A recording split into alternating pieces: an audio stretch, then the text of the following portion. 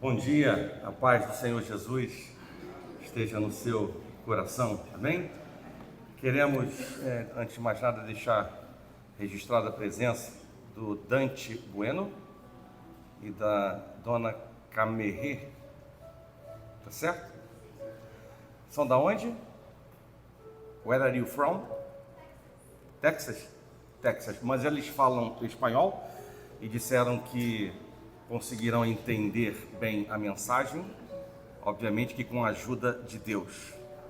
Eu não falo espanhol e nem vou inventar palavras em espanhol. Já morei na Austrália e lá tinha amigos do Chile, do México, da Espanha, da Argentina e não falava nada com eles, somente em português. Mas eles disseram que não precisa de ninguém traduzindo, então isso é ótimo, né? Então sejam muito bem-vindos, you are welcome, né? Então, dito isso, vamos dar início ao culto dessa manhã e, obviamente que na nossa caminhada espiritual, por vezes nós estamos envoltos ou diante de dúvidas. Elas se levantam em nossas vidas e às vezes nós buscamos pessoas, né, para poder nos ajudar. E essas dúvidas geram novas dúvidas, porque eu não sei o que fazer e eu vou buscar um conselho. E o conselho que vem, muitas vezes está registrado da seguinte maneira: ore a Deus para que você saiba qual seja a vontade de Deus. E aí eu tinha uma dúvida, agora eu ganhei outra dúvida. Qual é a vontade de Deus? Mas eu estava conversando com uma irmã no dia de ontem e dizendo para ela a respeito exatamente da importância de nós não ficarmos parados, estagnados no nível espiritual que nós vivemos ou estamos vivendo. Nós somos chamados para avançar, para crescer. E por vezes, essas são oportunidades de nós conhecermos ou escutarmos a voz de Deus, né? Deixar de apenas tomar decisões erradas, unilaterais, ou vivermos debaixo de visões emprestadas e podermos ouvir a voz de Deus. E nessa manhã, eu quero exatamente ministrar a palavra em cima dessa questão. Como conhecer, e mais do que conhecer, fazer, viver a vontade de Deus. Amém?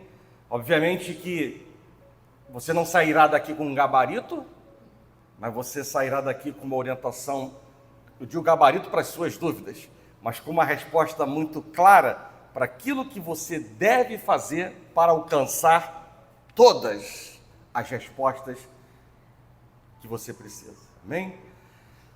Convido você a abrir a palavra de Deus no Evangelho de Mateus, capítulo 6, a partir do verso número 9. Mateus, capítulo 6, a partir do verso número 9. Jean, por favor.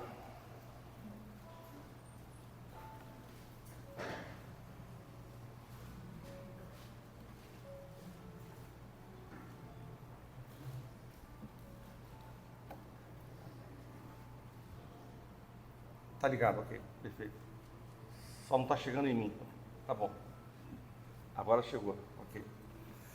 Mateus capítulo 9, 6, a partir do verso número 9, diz assim: portanto, vós orareis assim: Pai nosso que está nos céus, santificado seja o teu nome. Venha o teu reino, faça-se a tua vontade, assim na terra como no céu. O pão nosso de cada dia dai-nos hoje, e perdoa-nos as nossas dívidas, assim como nós temos perdoado aos nossos devedores. E não nos deixes cair em tentação, mas livra-nos do mal, pois teu é o reino, o poder e a glória para sempre. Amém. Feche os olhos, vamos orar. Senhor Deus e nosso Pai, graças nós te damos nessa manhã pela oportunidade de estarmos na sua casa, na sua presença, onde tudo pode acontecer em nossas vidas. E mais uma vez, Pai, nos humilhamos diante da sua soberana e poderosa presença, reconhecendo, Pai, a tua soberania, o teu poder, a sua onisciência, a sua onipresença e a sua onipotência, para poder, Deus, se revelar a nós como um Deus que sonda e conhece os nossos corações e ministrar no profundo a tua palavra, ó Pai, que transforma vidas, corações, mentes, decisões. Encontre, Deus, nessa manhã liberdade para falar aos nossos corações, e nós repreendemos todo espírito imundo de confusão, de retaliação, todo espírito que venha atrapalhar a condução de um culto ordeiro, Pai, nós jogamos por terra em nome de Jesus. E da mesma maneira, todo sentimento, Deus, destrutivo, daninho, como erva daninha, Pai, dentro de nossas vidas, corações, seja também lançado por terra agora, em nome de Jesus. Pai, tenhas liberdade para falar, e assim também, Pai, me dê liberdade para ministrar a Tua palavra e sentir a Tua presença e ser alcançado com a Tua mão. Assim nós oramos e nós agradecemos por tudo, em nome de Jesus, e que a igreja do Senhor diga amém. Bem, antes de ensinar a oração do Pai Nosso, o texto bíblico, ele mostra que Jesus, ele exorta seus ouvintes qual deve ser a atitude correta ao orar. E ele diz aos seus seguidores que eles não devem agir como os hipócritas que buscam apenas o reconhecimento humano durante as suas orações. E Jesus também, ele condena a prática de vãs repetições, que era um comportamento comum entre os gentios em seus cultos pagãos, né? Ser reconhecido diante dos homens e vãs repetições. Então ele ensina que seus seguidores devem orar ao Pai, confiando em sua soberania sobre todas as coisas e com a certeza de que ele ouve as orações de seus filhos. A palavra de Deus diz que ele inclina os seus ouvidos para ouvir as nossas orações. E a oração do Pai Nosso, ela pode ser dividida em duas grandes partes, né? A primeira, ela traz 3 sentenças que, de forma geral, dizem respeito à glória de Deus. Santificado seja o teu nome. Quando nós falamos isso, nós estamos dizendo que nosso desejo principal nesta vida é que Deus, ele seja reverenciado acima de tudo e acima de todos. A oração continua dizendo: venha o teu reino. E assim nós estamos pedindo pela manifestação plena e final da obra de Deus na história. Nós estamos pedindo pela expansão do Evangelho. Nós estamos pedindo pelo retorno de Jesus Cristo, pela consumação de todas as coisas, para que possamos logo viver ao lado de Deus no novo céu e na nova terra. Santificado seja o teu nome, venha o teu reino e seja feita a tua vontade, assim na terra como no céu. E nesse momento nós estamos pedindo a Deus que seus planos e os seus propósitos, eles sejam completamente cumpridos e que ele, Jesus, ele seja obedecido, ele seja reverenciado, ele seja glorificado na terra, assim como ele é no céu. Essa é a primeira parte da oração do Pai Nosso. E já na segunda parte, traz 3 petições que dizem respeito à nossa vida e que implicam em provisão, perdão e proteção. Provisão, perdão e proteção. O pão nosso de cada dia nos dá hoje, ou seja, Nós estamos pedindo a Deus que Ele derrame a sua provisão sobre nós, para que nós possamos ter o necessário para sobrevivermos diariamente nesse mundo. E isso significa o compromisso da provisão de Deus nesse sentido, ou seja, no sentido de prover sobre as nossas necessidades básicas. E é claro que se Ele quiser, Ele poderá nos dar muito mais do que o pão diário, mas tudo que passar disso nada mais é do que o favor da bondade, da misericórdia, da graça do nosso Deus. E a oração do Pai Nosso continua dizendo: perdoa-nos as nossas dívidas, assim como nós perdoamos os nossos devedores. O perdão que dispensamos aos outros, nas palavras de Jesus, é uma evidência de que também nós somos perdoados por Deus. Esse entendimento, ele precisa estar muito claro dentro de nós. Perdoamos porque somos perdoados. E a oração vai terminar dizendo: não nos deixe cair em tentação, mas livra-nos do mal. A última petição, ela se refere à proteção de Deus contra os perigos do pecado. Eu diria que o crente que está comprometido com a glória de Deus, com o reino de Deus, com a vontade de Deus, ele também se preocupa em não pecar diante de Deus, contra Deus. E quando nós oramos para que Deus ele não nos deixe cair em tentação, mas que nos livre do mal, basicamente nós estamos confessando que o alvo da nossa confiança para que possamos andar em santidade não é outro senão o próprio Deus e não as nossas forças. Dito isso, eu entendo que orar, ou eu espero que você já tenha chegado a esta conclusão, orar não é apenas uma petição pessoal. Orar é muito mais do que apenas uma petição pessoal. Nós devemos tomar a oração do Pai Nosso, sim, como uma referência e entender que as nossas orações, em primeiro lugar, devem adorar a Deus em petição por sua glória, em petição pelo seu reino e em petição pela sua vontade. Só depois, então, é que nós devemos clamar por nossas necessidades físicas e espirituais e assim confessarmos os nossos pecados. A oração, ela não é um meio para ter as minhas vontades satisfeitas, mas sim a vontade do Pai satisfeita em minha vida.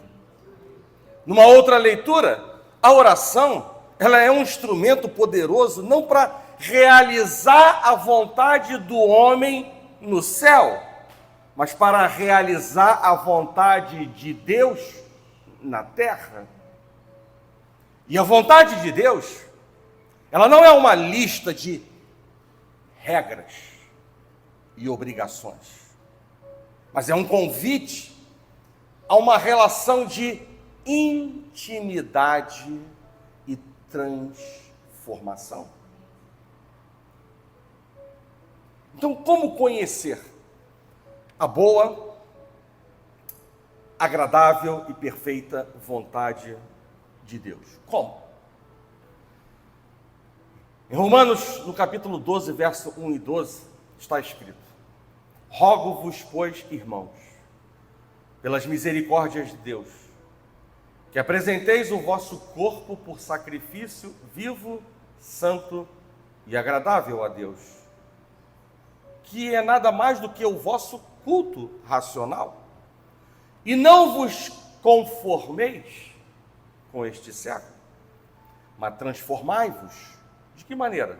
Pela renovação da vossa mente, para que experimenteis qual seja a boa, agradável e perfeita vontade de Deus. Eu vejo aqui Paulo dando importantes dicas, ou melhor dizendo, 3 importantes dicas para nós. A primeira delas, logo no início do versículo, diz: apresenteis o vosso corpo por sacrifício vivo, santo e agradável a Deus.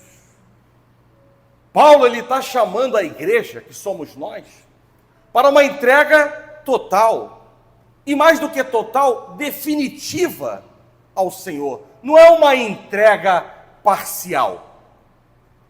Lucas capítulo 14, verso 33 diz: todo aquele que dentre vós não renuncia a tudo quanto tem, não pode ser meu discípulo.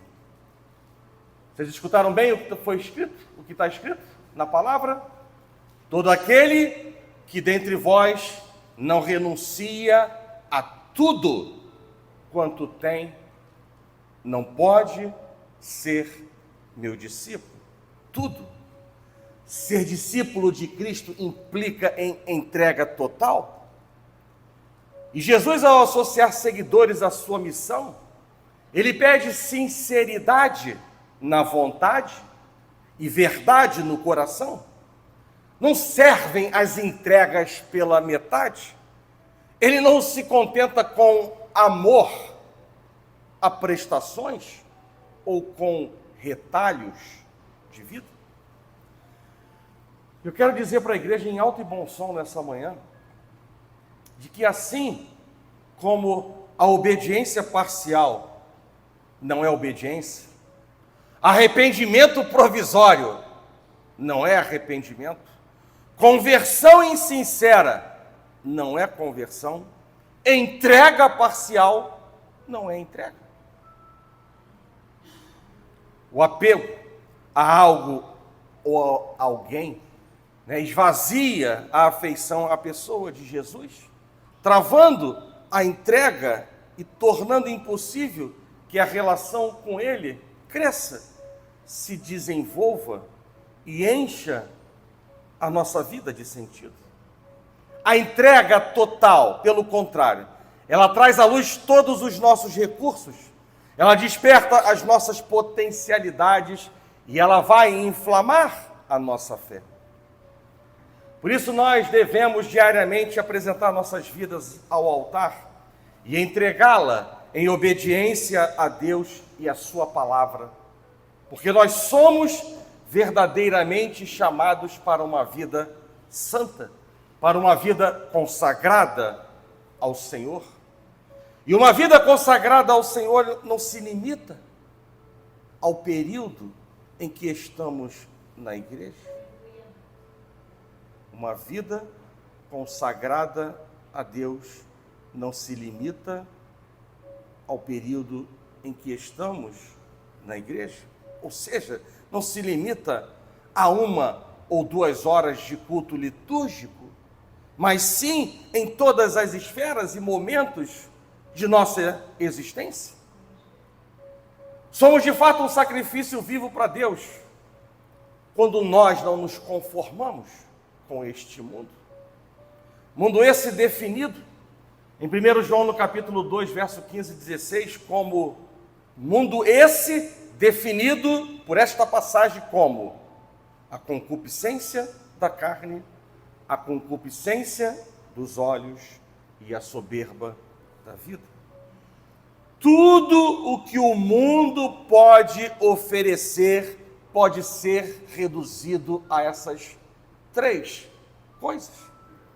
A concupiscência da carne, que inclui tudo que atrai nossos apetites e envolve desejos excessivos de comida, bebida, sexo e qualquer outra coisa que satisfaça as nossas necessidades físicas. A concupiscência dos olhos, que envolve principalmente o materialismo, cobiçando tudo que vemos, que não temos, e invejando aqueles que têm o que nós queremos. E a soberba da vida, é definida como qualquer ambição por aquilo que nos encha e nos coloque no trono de nossas próprias vidas.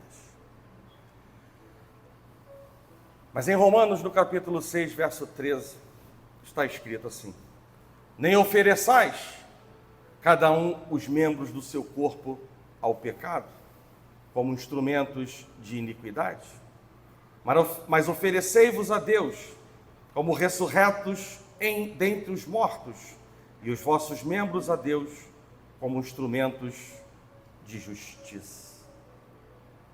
Logo, igreja, glorificamos a Deus em nosso corpo quando nós contemplamos aquilo que é santo, quando os nossos ouvidos se deleitam naquilo que é puro, quando nossas bocas se abrem para edificar, abençoar, louvar, oferecer ações de graças, quando as nossas mãos praticam aquilo que é reto, quando os nossos pés caminham nas veredas da justiça, essa é a postura agradável a Deus. E aí cabe uma reflexão sobre o que disse um destacado atleta inglês do século XIX, que mais tarde se tornou missionário,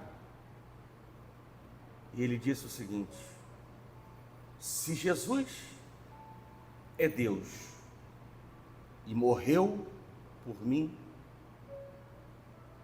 nenhum sacrifício meu por ele é grande demais. Se Jesus é Deus e morreu por mim, nenhum sacrifício meu por ele é grande demais. Igreja, se Jesus pagou um alto preço por mim e por você, nós não podemos brincar de ser cristão, de viver uma vida de aparência, de mentira, sem sinceridade, sem compromisso, sem motivação, sem gratidão, sem perseverança, sem temor. Se Jesus ele subiu aos céus para enviar o Espírito Santo, um espírito de excelência, nós não podemos ser medíocres naquilo que fazemos. Porque se Jesus é Deus e ele morreu por nós, nenhum sacrifício nosso por ele é grande demais. Paulo está chamando a igreja para uma entrega total e definitiva ao Senhor. E não é, como eu disse, uma entrega parcial. E fica claro também que não pode haver espaço para uma coisa chamada zona de conforto. Se a entrega é total, não pode haver espaço para entrega parcial e nem para zona de conforto. E não confunda zona de conforto com descansar em Deus. São duas coisas bem diferentes. Porque descansar em Deus tem o sentido de confiar nele, de ter comunhão com ele e cumprir o propósito dele. Enquanto que na zona de conforto, a probabilidade de esperar Deus fazer tudo e nada acontecer, ela é muito grande. A zona de conforto, ela vai sempre parecer boa, mas nela não nasce nada de bom. Nós precisamos abandonar esse posicionamento e sair da zona de conforto. Significa deixar o comodismo e ir onde Deus quer que nós estejamos. E para isso eu quero compartilhar 3 firmes decisões que precisam ser tomadas para sairmos das zonas de conforto. E a primeira decisão é a seguinte: Escolha o caráter acima do conforto. Escolha o caráter acima do conforto. Infelizmente, nós estamos vivendo em uma época em que é fácil de comprometer a nossa integridade, é fácil comprometer a nossa virtude, ou seja, a excelência moral que existe dentro de nós, especialmente quando esse tipo de comportamento ele se tornou a norma aceita da nossa sociedade. Às vezes, nós queremos assumir uma postura confortável diante de pessoas e amigos, porque nós não queremos desagradar essas pessoas. Mas, ao mesmo tempo, nós não tememos desagradar a Deus. E o Senhor, Ele nos chama para lutar pela pureza ética e moral. E como Daniel, aquele jovem Daniel na Bíblia, nós precisamos estar dispostos a ser diferentes, a fazer diferença aonde quer que nós estejamos, colocando os nossos pés, abrindo as nossas bocas. Ao contrário de muitos de seus contemporâneos, Daniel, ele escolheu o caráter acima do conforto. Ele teve coragem de ser diferente. E isso não pode ser apenas um conto de uma história. Isso é um testemunho vivo para que isso seja internalizado dentro de nós. Ter coragem para ser diferente, para fazer diferença. A segunda decisão, eu diria para vocês, escolha a disciplina acima da desordem. Escolha a disciplina acima da desordem.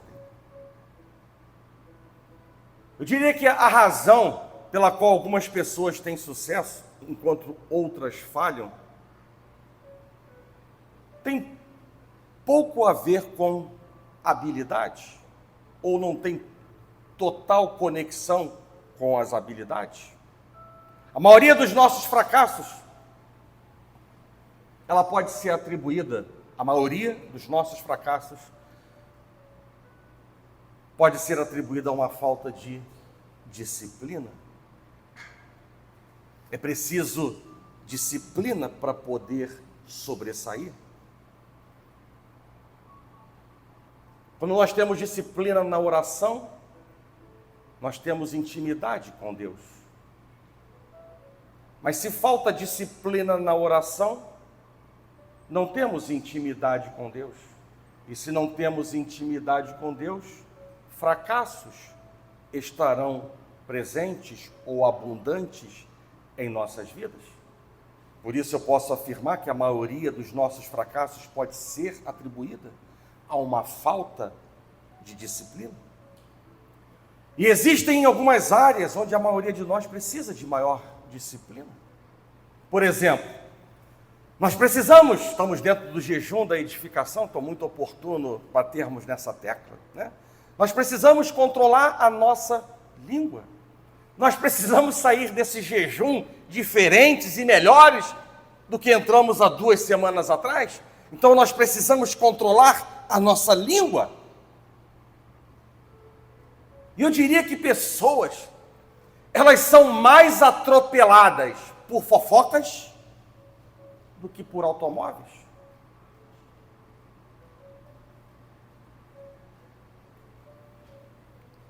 Embora muitos considerem fofoca menor pecado do que o assassinato, a fofoca pode, preste atenção, a fofoca pode matar amizades, perturbar uma família, dividir uma igreja, assassinar uma pessoa de caráter. Por isso, pessoas são mais atropeladas por fofocas do que por automóveis. E certa vez alguém disse com muita sabedoria, né? Não está na Bíblia, mas foi algo muito sábio, quando disse assim: prestem atenção, para ver aonde vocês estão. Grandes mentes discutem ideias, mentes médias discutem eventos, mas mentes pequenas discutem pessoas.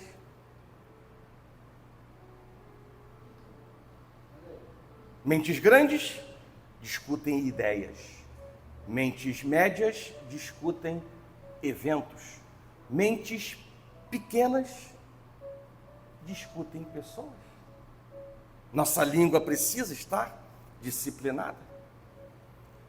Precisamos também de mais disciplina em nossa vida devocional, na nossa comunhão diária, simples e exclusiva com Deus, porque o nosso devocional gera frutificação.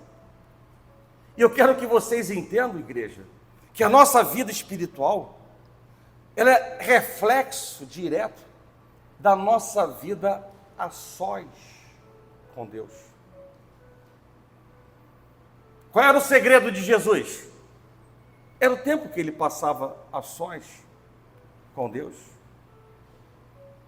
Quem é forte espiritualmente falando?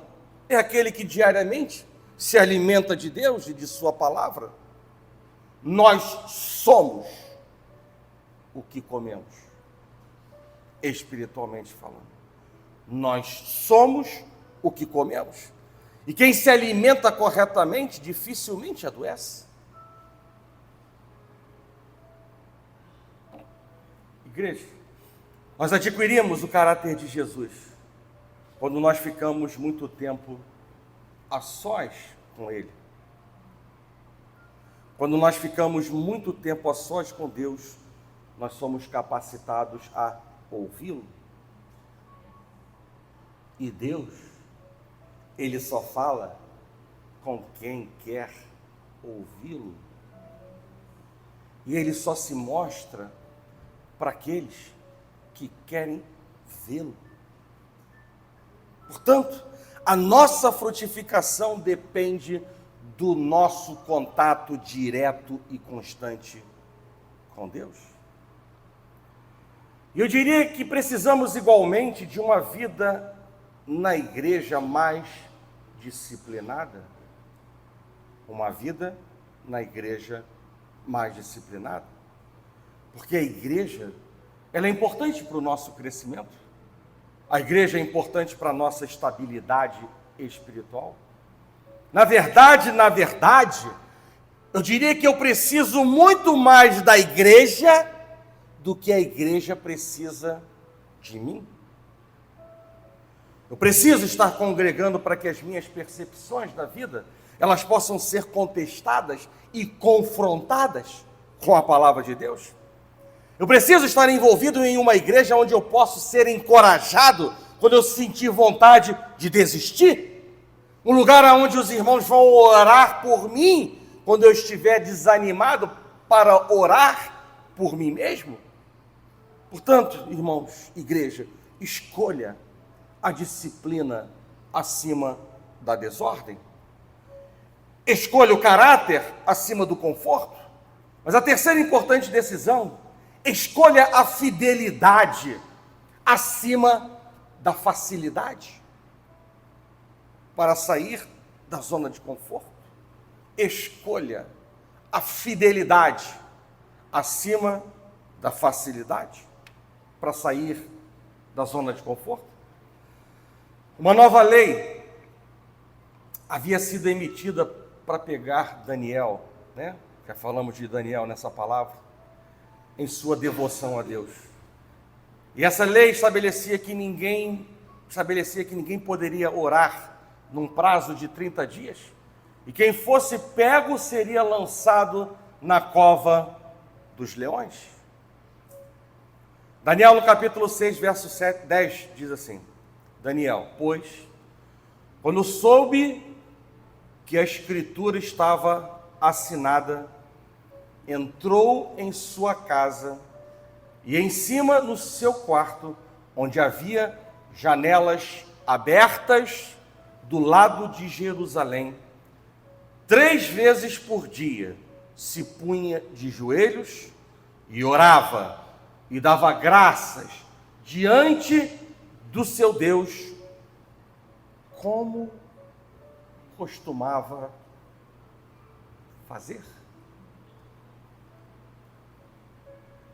A lei foi indiferente para ele, porque uma lei escrita por homens, em divergência com a palavra de Deus, não é para ser cumprida em nossas vidas.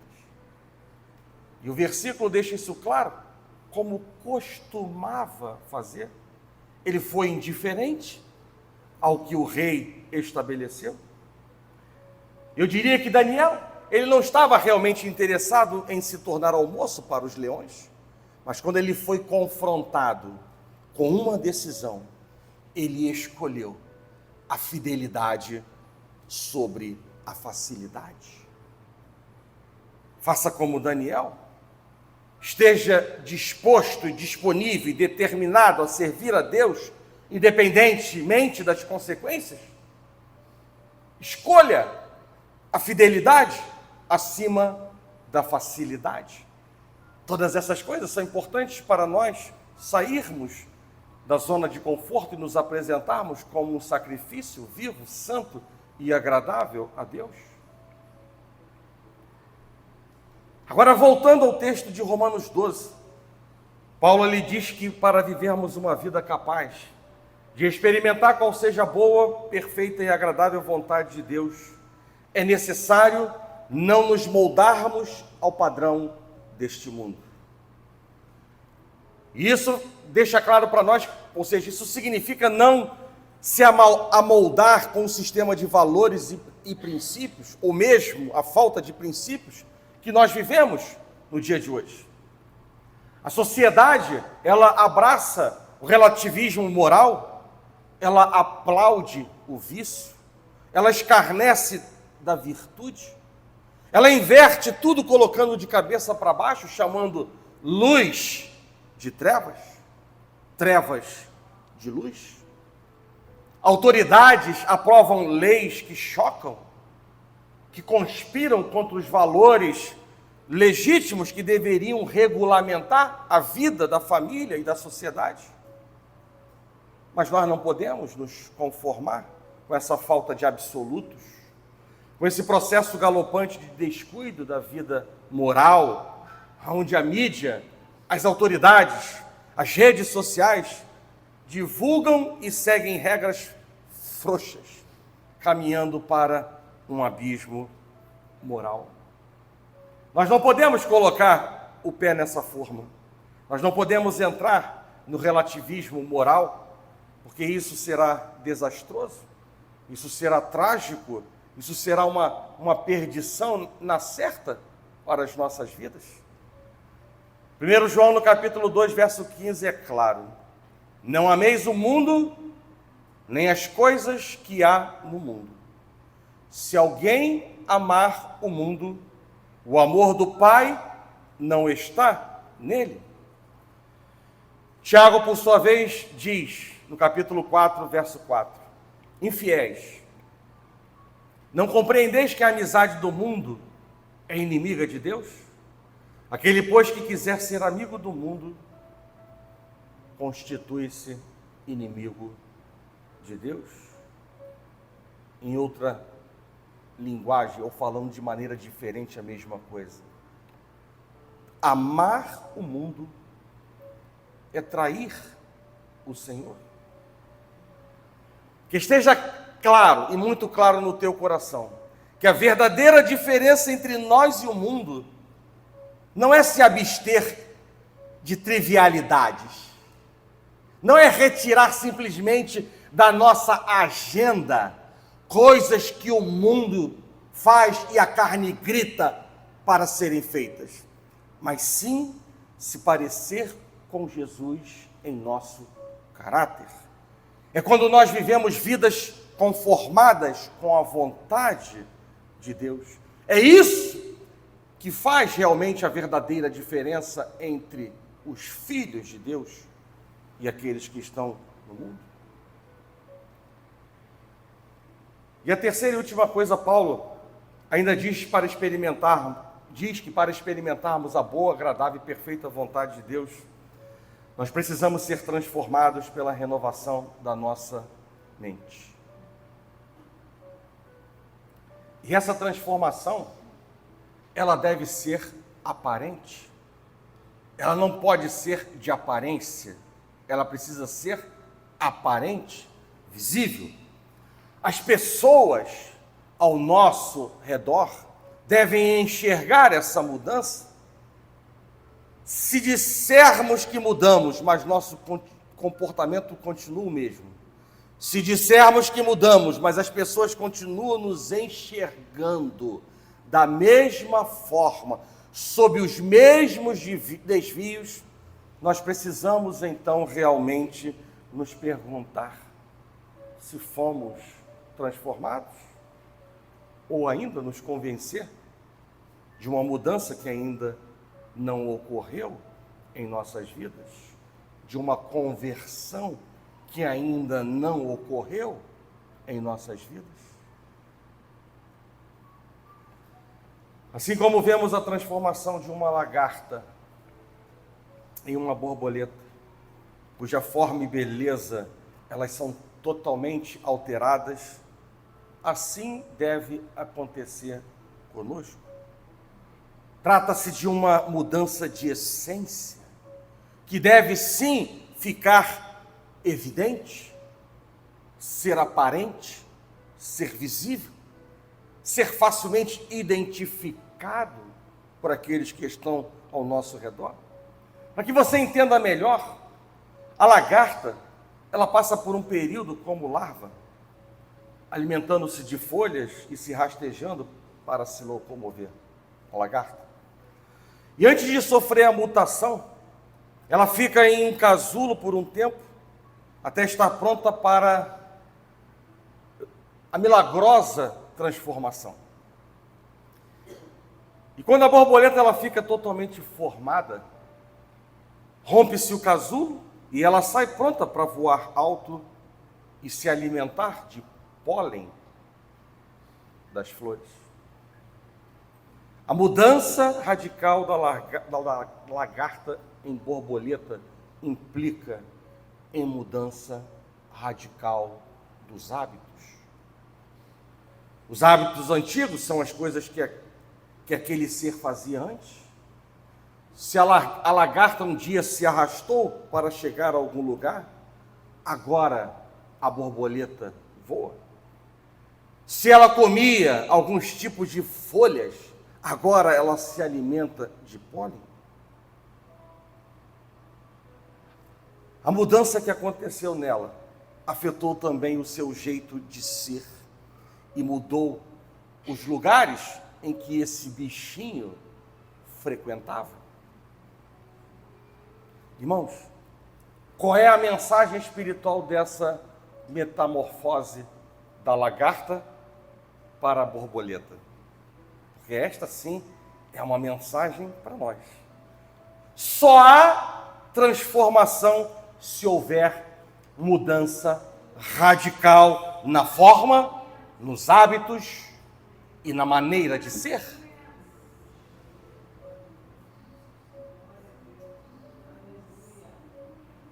E a palavra vai nos dizer duas coisas importantes.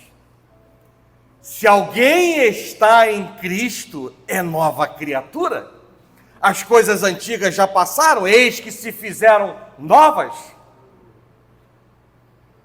E a outra importante coisa, outro importante versículo, que vai nos mostrar que nós somos transformados pelo Espírito Santo dia após dia, é quando em 2 Coríntios capítulo 3, verso 18 diz: e todos nós, com o rosto desvendado, contemplando como por espelho a glória do Senhor, nós somos transformados de glória em glória na sua própria imagem, como pelo Senhor o Espírito.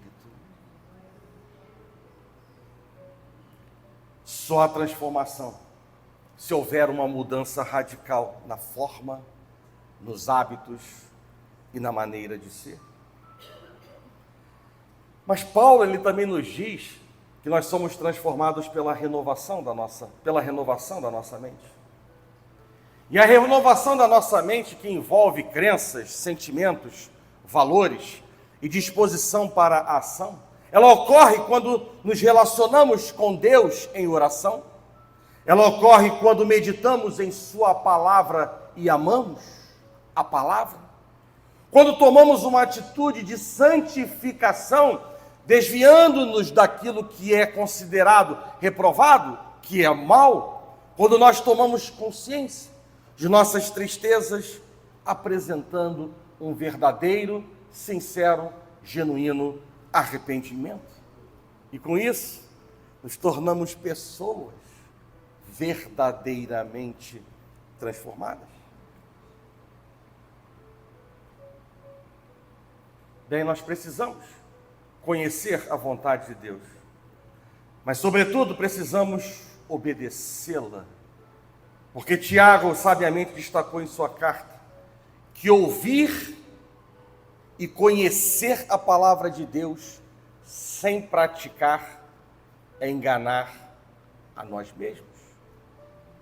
Assim diz a palavra, Tiago 1:22, tornai-vos, pois, praticantes da palavra e não somente ouvintes, enganando-vos a vós mesmos.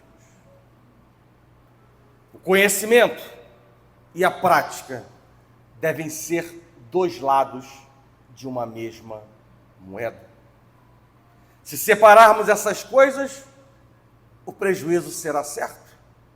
Se tentamos conhecer a palavra sem praticar, nós caímos no pecado da hipocrisia, de fingir algo que de fato não somos.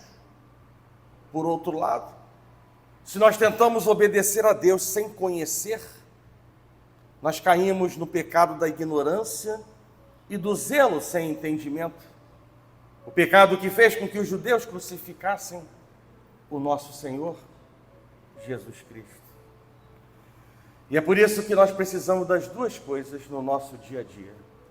Nós precisamos nos esforçar ao máximo, tanto para conhecer a vontade de Deus, como também para viver a vontade de Deus, porque ela, a vontade de Deus, ela será sempre boa, agradável e perfeita. Nela, nós recebemos o selo da aprovação de Deus. Nela, nós veremos a manifestação do poder e da glória de Deus. Nela, nós colheremos nada diferente do melhor desta terra. Nela, nós seremos mais do que vencedores por meio daquele que primeiro nos amou. Nela, na vontade de Deus, há uma promessa, uma garantia de que nós entraremos no reino dos céus.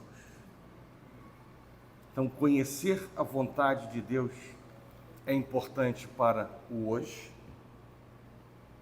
e ela também é ainda mais importante para o amanhã, porque a palavra de Deus diz que só herdarão o reino dos céus aqueles que fizerem a vontade de Deus. Gostemos ou não, achemos difícil ou não, essa é a palavra, essa é a orientação que Deus nos dá na sua palavra. Nós precisamos nos alinhar, porque a palavra de Deus nos mostra que ninguém que entrou em conflito com Deus, em rota de colisão ou fugindo de Deus, alcançou o selo da aprovação do nosso Deus. Então, que diminua nós, para que o Senhor cresça em nós. Diminua a nossa voz interior, para que a voz do Espírito cresça em nossas vidas. Para que a vontade boa, agradável e perfeita do nosso Deus, ela seja vivida em nossas vidas. Amém? Feche os seus olhos e vamos orar.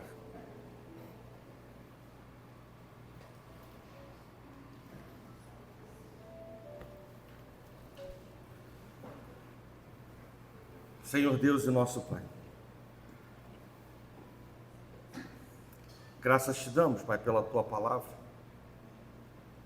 pelo estudo da Tua Palavra, pela profundidade e amplitude da Tua Palavra, para alcançar nossas vidas, nossas necessidades, mais uma manhã. O Senhor tem nos mostrado que, a despeito de ser um Deus soberano e todo-poderoso, o Senhor continua sendo um Deus de perto e de detalhes, um Deus que cuida dos nossos corações, das nossas mentes, para que, se desviado estamos, o Senhor nos corrija, se caído estamos, o Senhor nos levante, se perdido estamos, o Senhor traga luz à existência em nossas vidas. Somos gratos, Deus, porque o Senhor é a nossa maior motivação. É o Senhor quem tem trabalhado em nossas vidas. Como foi dito nessa manhã, o alto preço que Jesus pagou na cruz do Calvário, ele não pode ser banalizado com decisões e ações medíocres da nossa parte. Mas nós sabemos, Pai, que o nosso coração é enganoso e a nossa carne luta contra o Espírito. Por isso, Deus, nos ajuda a mortificar tudo aquilo que não procede da Tua parte, a anular, Pai, todo intento de Satanás, todo engodo do inimigo. Abre, Deus, os nossos olhos. Ó Pai, limpa os nossos ouvidos, a sede, Deus, por ouvir, por falar, por ver coisas que não têm coerência com a identidade que hoje temos. Ajuda-nos, Deus, a ser diferentes e a viver de uma forma diferente e mais ampla a Tua boa, agradável e perfeita vontade, Pai. Nós sabemos, Pai, que não temos forças em nós mesmos para viver a integridade do que o Senhor nos chama a viver. E é por isso que entra a Tua Palavra, para nos confrontar, para nos fazer abrir os nossos olhos, para quebrantar o nosso coração, para chamar a nossa atenção daquilo que precisamos fazer em nossas vidas. E a Tua vontade, Pai, precisa ser conhecida. A Tua vontade, mais do que isso, ela precisa ser vivida em nossas vidas. Encontra, Deus, nessa manhã liberdade, para mais uma vez trabalhar em nossas mentes, em nossos corações. Ó Pai, nós sabemos que o Seu caminho é perfeito, a Tua palavra é perfeita, e assim como ela é perfeita, ela é provada. Tudo que o Senhor tem falado aos nossos corações, ou já se cumpriram, ou estão se cumprindo, ou vão se cumprir. Porque o Senhor é fiel. O Senhor não é homem para mentir, e nem para se arrepender do que tem declarado para nós, Pai.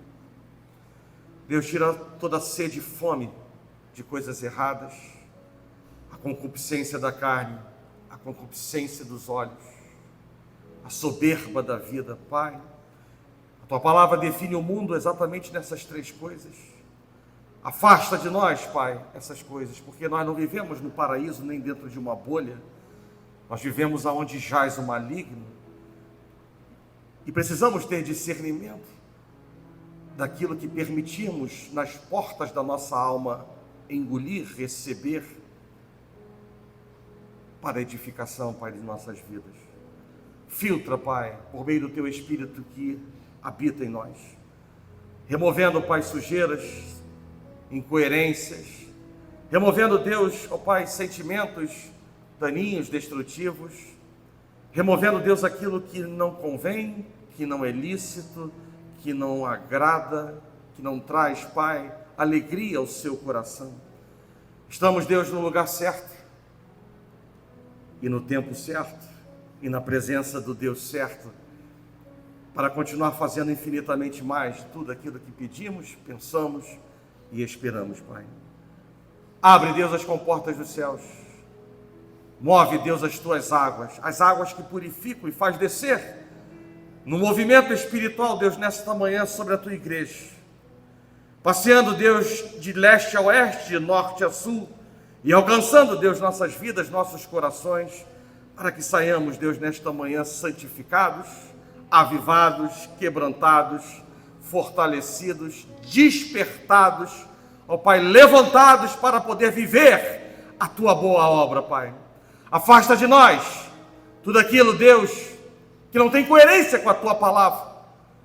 Se há, Deus, nessa manhã desmotivação presente no nosso coração, joga por terra em nome de Jesus. Se há, Deus, qualquer incongruência, Pai, na nossa mente, bailando, Deus, nos nossos pensamentos, joga por terra em nome de Jesus. Todo espírito de confusão, de contenda, joga por terra, Pai, em nome de Jesus. Se há, Deus, uma língua que não se trava, Deus, dentro da boca, cuida, Deus, desta língua.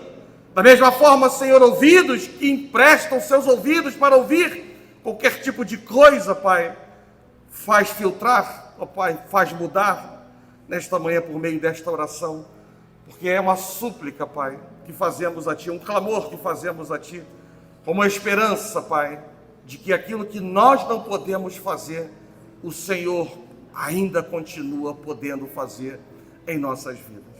Assim, Deus, nós oramos. E nós agradecemos, Deus, por tudo que o Senhor está fazendo. E por aquilo, Deus, que o Senhor há de continuar implementando em nossas vidas, porque a Tua boa obra não será frustrada, mas ela será concluída em nossas vidas. Assim nós oramos. Em nome de Jesus, e que a igreja do Senhor diga amém.